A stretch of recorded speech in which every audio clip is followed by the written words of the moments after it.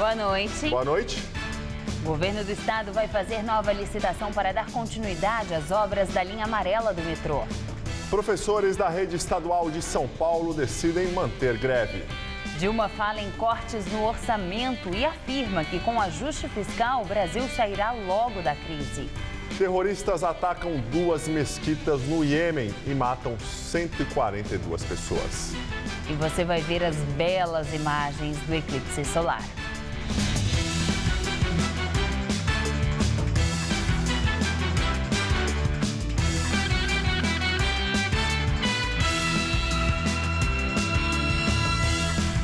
Governo do estado decide fazer nova licitação para obras de 2 estações da linha 4 amarela do metrô de São Paulo.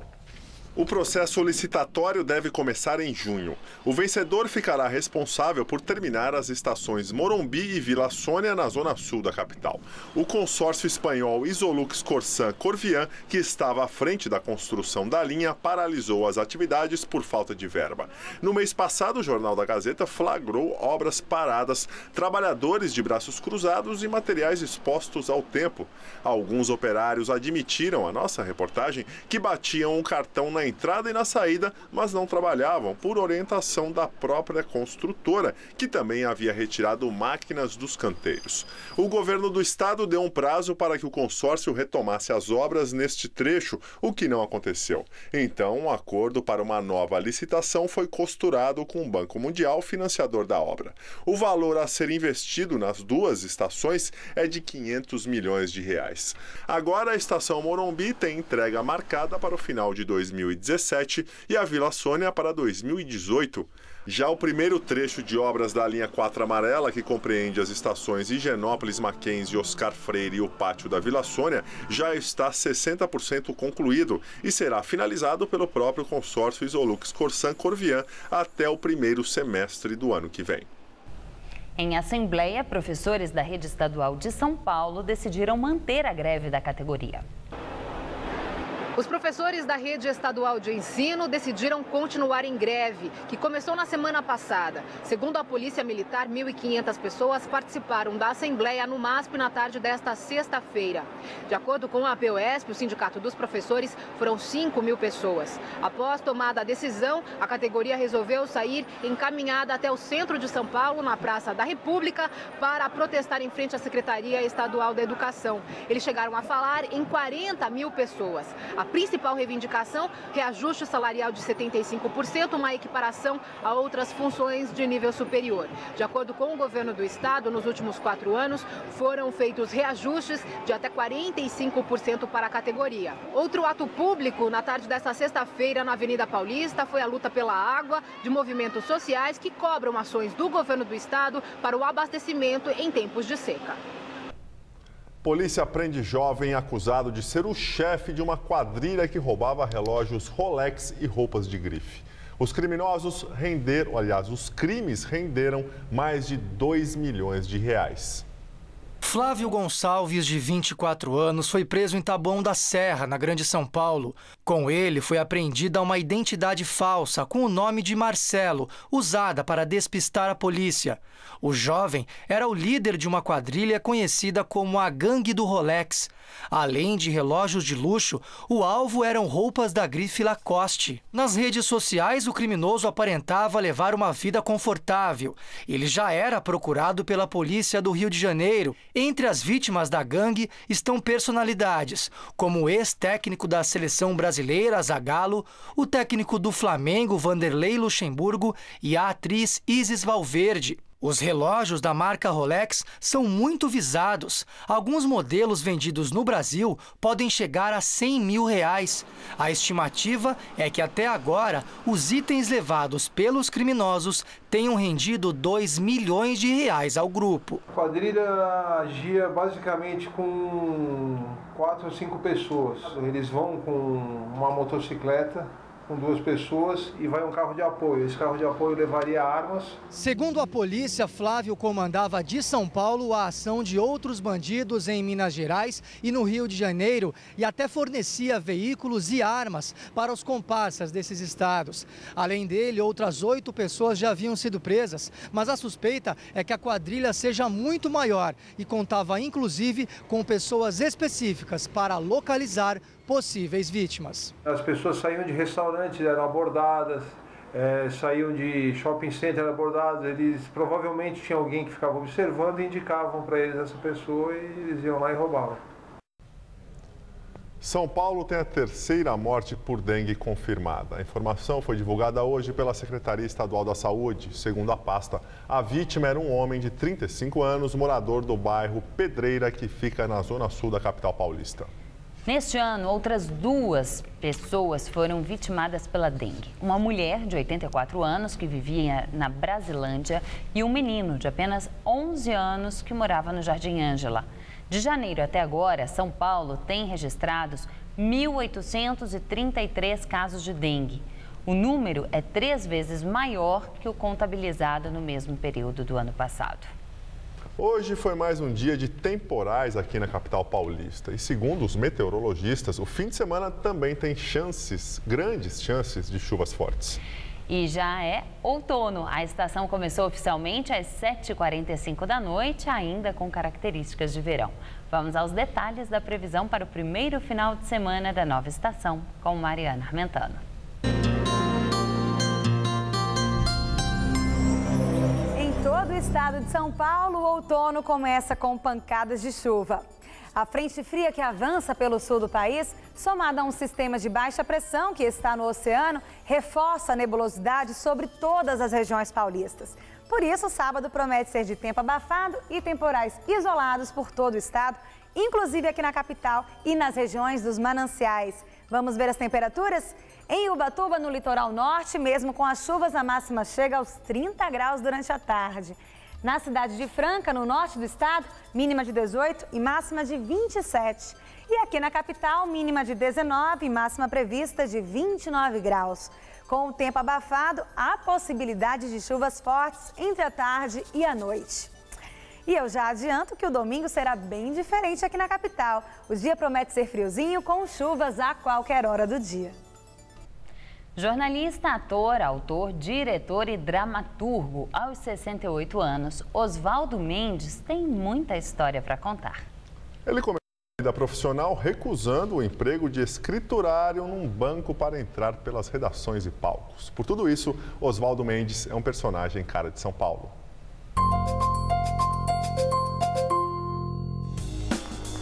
Para este homem, o teatro serve para entender o mundo e para se entender, mudar a própria história e a dos outros também. Não que o ator Oswaldo Mendes se dedique aos palcos para uma espécie de teatroterapia, não, isso é bônus.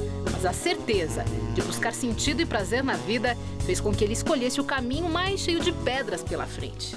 O demônio me tentou, olha aqui, vem aqui ser funcionário do Banco do Brasil, eu vou te dar segurança para o resto da vida.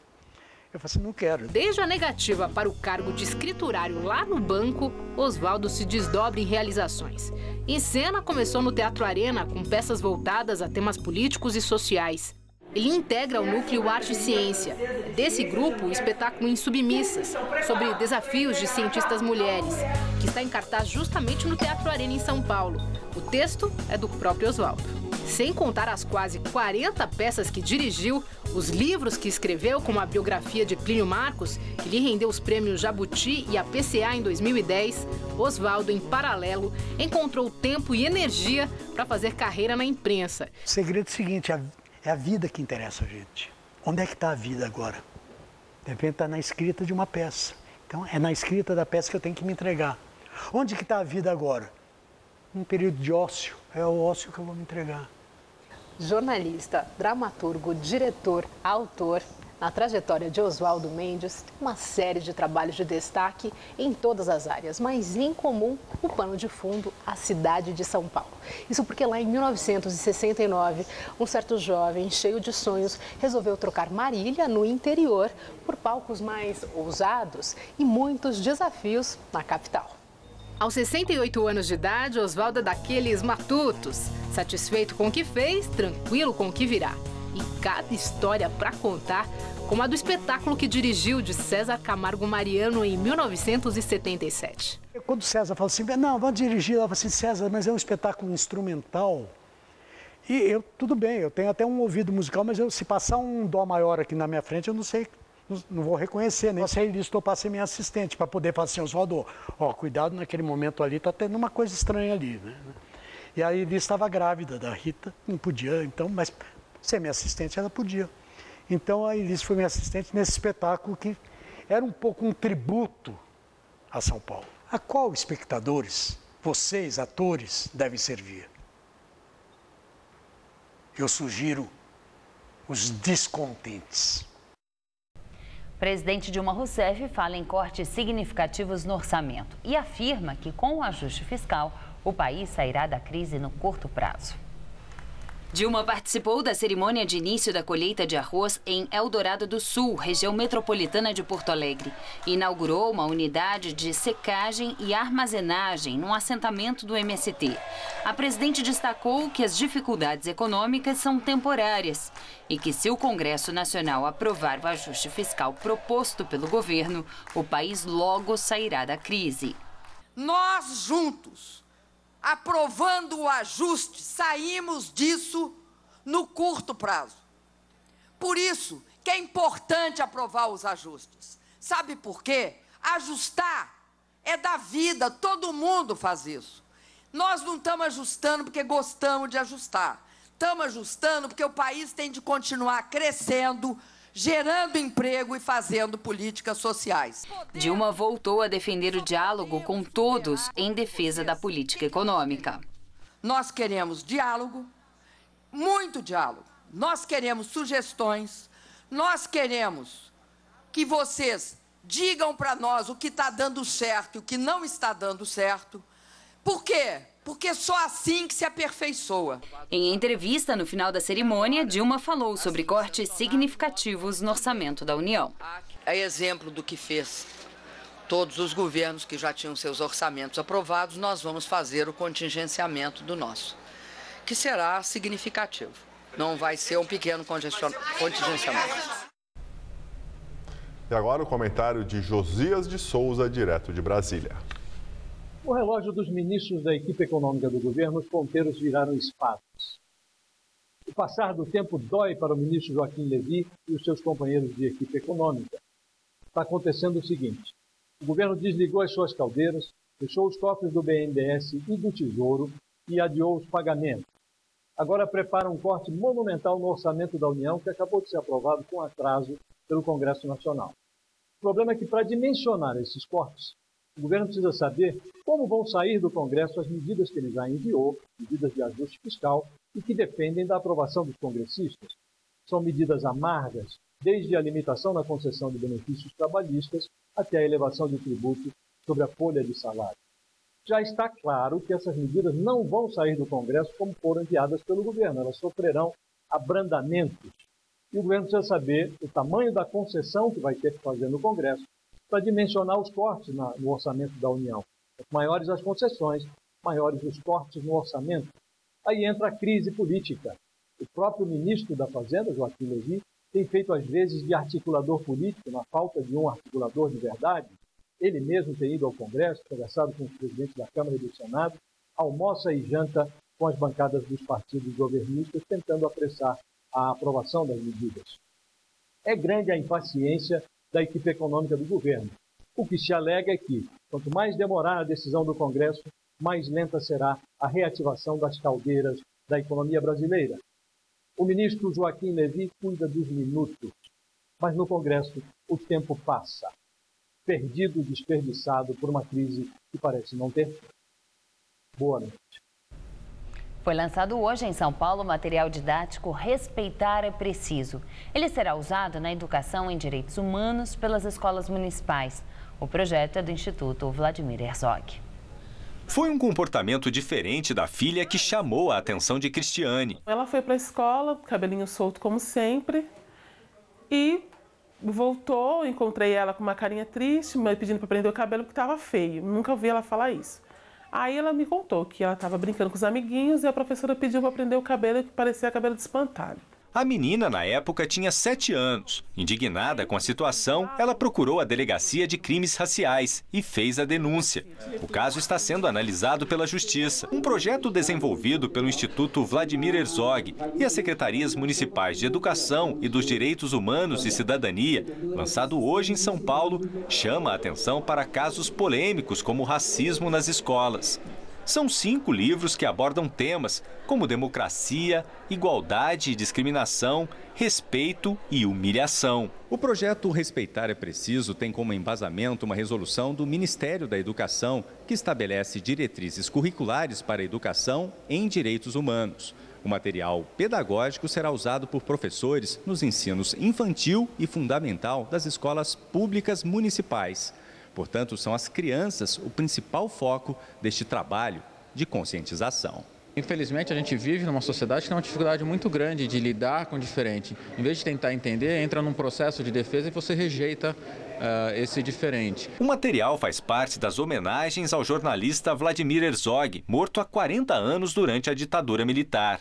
O Instituto é um dos responsáveis pelo prêmio Vladimir Herzog, considerado um dos mais importantes do país. Ele reconhece, ano a ano, trabalhos de jornalistas que valorizam a democracia, a cidadania e os direitos humanos. No próximo dia 26, a família de Herzog também vai doar um acervo pessoal do jornalista ao Centro de Documentação e Memória da Unesp. O acervo poderá ser acessado por estudantes e pesquisadores. Mensalão petista, ex-dirigente do Banco Rural, Vinícius Samarani, passa a cumprir pena no regime semiaberto, que é quando o preso pode trabalhar de dia e só dorme na cadeia. A autorização foi concedida pelo ministro Luiz Roberto Barroso, do Supremo Tribunal Federal. Samarani foi condenado a quase 9 anos de prisão pelos crimes de gestão fraudulenta e lavagem de dinheiro. Como já cumpriu 1/6 da pena e teve bom comportamento, ele teve direito à progressão de regime. O ex-dirigente do Banco Rural, que está preso na região metropolitana de Belo Horizonte, é o primeiro detento em regime fechado do mensalão petista a receber a autorização para passar para o semiaberto. Pelo menos 23 empresas integravam um clube de empreiteiras para dividir licitações da Petrobras. A informação consta do acordo de leniência do Conselho Administrativo de Defesa Econômica com a Cetal Engenharia, investigada na Operação Lava Jato. Esse acordo, semelhante à delação premiada, prevê punição menor às pessoas jurídicas que colaborem com as investigações. De acordo com o CAD, a Cetal e seus funcionários confessaram a participação no cartel e apresentaram documentos. Segundo as informações, o cartel começou a funcionar no final dos anos 90 e os acordos se tornaram frequentes e estáveis a partir de 2003. O conluio teria durado até pelo menos o início de 2012. E agora vamos ao comentário de política com José Neumann e Pinto. Enquanto isso, o procurador lá da Lava Jato, Deltan Dallagnol, deu uma informaçãozinha curta, mas preciosa. Ele disse que é provável, é factível, que na denúncia que o Ministério Público Federal está fazendo na Operação Lava Jato, os partidos políticos beneficiados no propinoduto da Petrobras serão denunciados. Muito bem. Enquanto isso, o chefe dele, Rodrigo Janot, apresentou um pacote anticorrupção com várias medidas que não estão no pacote da Dilma e do governo. Entre essas medidas está o fechamento de partido beneficiado por corrupção. Será bem-vindo esse pacote discutido no Congresso, porque o pacote do governo, pelo amor de Deus, o doutor Modesto Carvalhosa, que na minha modesta opinião é o maior especialista em direito de combate à corrupção no Brasil e um dos maiores do mundo, me escreveu um e-mail me dizendo o seguinte: o pacote anticorrupção do governo é, digamos, requentando a lei eleitoral de 65, a ditadura militar, e a lei da probidade administrativa de 92, ou seja, sob a égide do probo, do indiscutivelmente honesto aliado do governo hoje, Fernando Collor de Mello. Segundo o doutor Carvalhosa, o pacote do governo, ele é só marketing e só demagógico.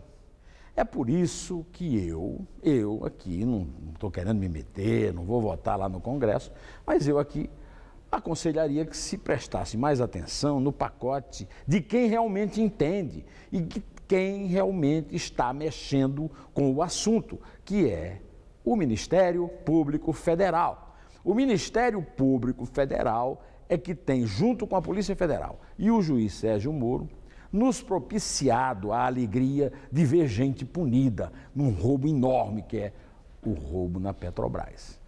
Bom, meus amigos, tenham um bom fim de semana. Eu estarei direto ao assunto na terça-feira. Até lá! A Polícia Federal pediu à Justiça a transferência de 15 presos da Lava Jato para cadeias do Paraná. Atualmente, 19 detidos na operação estão na carceragem da PF em Curitiba. No ofício enviado ao Judiciário, a Polícia Federal afirma que está ficando inviável ficar com todos os presos, pois alguns não podem se comunicar entre si e há apenas 6 celas. O pedido é para que eles sejam transferidos para o Complexo Médico Penal do Estado, em Pinhais, na região metropolitana da capital paranaense. Agora, a decisão de transferência cabe ao juiz Sérgio Moro. A seguir, terroristas atacam 2 mesquitas no Iêmen e matam mais de 140 pessoas. E as imagens do eclipse solar? O fenômeno foi visto ao norte da Escócia e também na África, Ásia e parte da Europa. Anote aí, fim de semana de cozinhas na Casas Bahia. Cozinhas com até 50% de desconto e em 12 vezes sem juros. Tem cozinha de aço Itatiaia com puxadores cromados por apenas R$ 24,90 mensais. Preços exclusivos só para esse fim de semana. Cozinha batida completa com corrediças metálicas por apenas R$ 49,90 mensais. Aproveite! E mais, cozinha de aço diamante completa por apenas R$ 69,90 mensais. Cozinhas com até 50% de desconto na Casas Bahia. Já pra loja!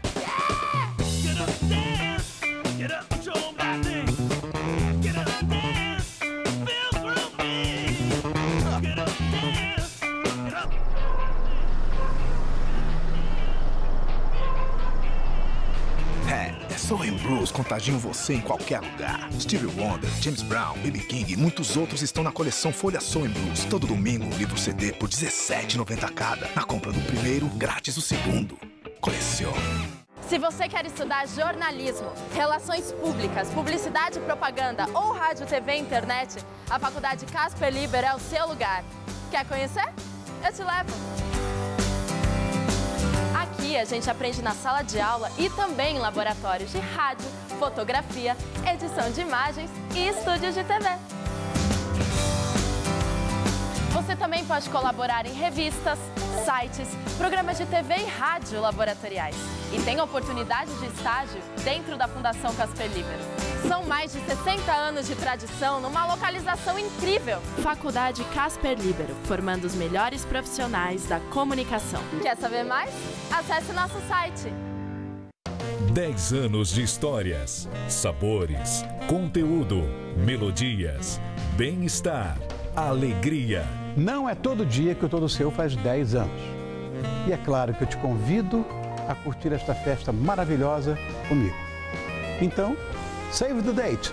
Dia 27 de março, às 10h30 da noite, você é meu convidado para o Todo Seu 10 anos. Oferecimento Friboi. Carne confiável tem nome. Bombril. Os produtos que brilham como toda mulher.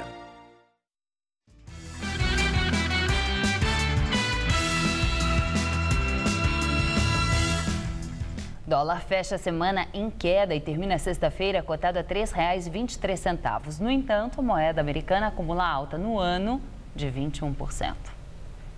E agora vamos ao comentário de economia com Vinícius Torres Freire. Agora, até a presidente fala com clareza sobre o assunto. Os cortes do governo não serão pequenos, disse hoje Dilma Rousseff. Então, depois disso, haverá outras notícias ruins? O pacote de aumento de impostos para este ano já está definido. Empresas vão pagar mais para o INSS, o imposto dos combustíveis aumentou, o IOF aumentou, acabou a isenção do IPI por aí. Para o ano que vem, sabe-se lá. O governo discute em criar um imposto federal sobre heranças, mas isso ainda está muito vago e vai demorar, se é que o governo vai mexer nesse vespeiro. A maior parte do tarifaço já foi: luz, água, combustível, transporte. A gente agora vai sentir o efeito disso nas contas de cada mês, que mal começaram a chegar. Quer dizer, o mau humor político vai crescer ainda, mas tarifaço novo não deve haver. O tamanho do corte de gastos do governo vai ser, como a gente disse, brutal, mais ou menos a depender da aprovação de medidas do Congresso. Mas o governo vai cortar muito investimento em obras, mais ou menos 1/4 ou 1/3. É horrível. Isso vai dar em muita demissão na área de construção civil. A chance é razoável de, na média do ano, o dólar ficar em torno de R$ 3,10. Pode haver umas subidas rápidas e fortes. Essa seria a média. Mesmo não subindo ainda mais, o dólar vai causar um pouco mais de inflação, que na média deve acabar o ano em torno de 8% e 9%. Assim, nosso poder de compra cai, o que prejudica, claro, os negócios de todo mundo. Além do mais, inflação mais alta significa pouco crédito e juros altos pelo menos até o ano que vem, final do ano que vem. Os impactos do corte de gastos do governo, dos tarifaços na renda do consumidor e da alta do dólar vão daqui a pouco afetar o emprego no setor de serviços, até agora o mais poupado, mas que vai começar a sofrer e demitir. Haverá menos dinheiro para gasto em serviços, menos investimentos no setor. Em suma, o governo não deve dar mais nenhuma má notícia horrível, mas o efeito do ajuste geral, tanto fiscal como o ajuste do dólar, ainda não apareceu com mais força no emprego. A coisa ainda vai apertar até setembro, por aí, na melhor das hipóteses. Boa noite. Terroristas suicidas atacam 2 mesquitas em Saná, a capital do Iêmen. Pelo menos 142 pessoas morreram e mais de 300 ficaram feridas. Um grupo que se autodenominou Braço do Estado Islâmico do Iêmen reivindicou a autoria dos atentados, mas para os Estados Unidos não há ligação clara entre o ataque de hoje e os combatentes do Estado Islâmico no Iraque e na Síria. 4 homens-bomba detonaram os cinturões de explosivos em 2 mesquitas no período das orações da tarde. As mesquitas são frequentadas por seguidores da minoria xiita Houthi e tomou o controle da capital iemenita recentemente. Um terceiro ataque suicida a um prédio do governo matou 2 pessoas. O Estado Islâmico do Iêmen combate o regime do atual presidente e ainda enfrenta o braço da Al-Qaeda na Península Arábica, que controla o sul do país. O hemisfério norte do planeta assiste a um espetáculo da natureza, o eclipse total do Sol. A Lua passou em frente ao Sol e a sombra se projetou sobre a Terra, causando a escuridão. O espetáculo aconteceu pouco depois das 7h30 da manhã, no horário de Greenwich, madrugada em Brasília. O eclipse total só foi visto por quem estava nas Ilhas Faroe, ao norte da Escócia, e em Svalbard, na Noruega, áreas localizadas no Círculo Polar Ártico. A visão foi parcial na África, na Ásia e na maior parte da Europa. A edição das 10 do Jornal da Gazeta termina aqui. Nós voltaremos na segunda-feira. Boa noite. Fica agora com o Ronivon no Todo Seu. Boa noite, um ótimo final de semana para você.